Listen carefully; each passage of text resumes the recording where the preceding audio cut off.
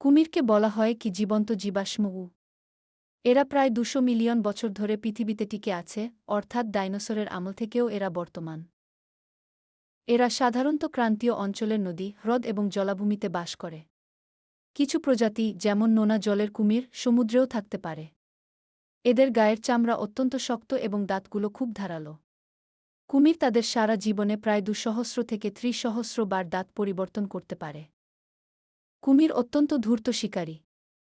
এরা পানির নিচে ঘণ্টার পর ঘণ্টা লুকিয়ে থাকতে পারে এবং শিকার কাছাকাছি এলে প্রচণ্ড গতিতে আক্রমণ করে। এদের কামড়ের জোর, বাইট ফোর্স, প্রাণীজগতে অন্যতম শক্তিশালী। কুমির শীতল রক্ত বিশিষ্ট প্রাণী, তাই শরীরের তাপমাত্রা নিয়ন্ত্রণের জন্য এদের রোদে শুয়ে থাকতে দেখা যায়। অবাক করার মতো বিষয় হল, কুমির অনেক সময় পাথর গিলে ফেলে যা তাদের হজমে এবং পানির নিচে ডুবে থাকতে সাহায্য করে।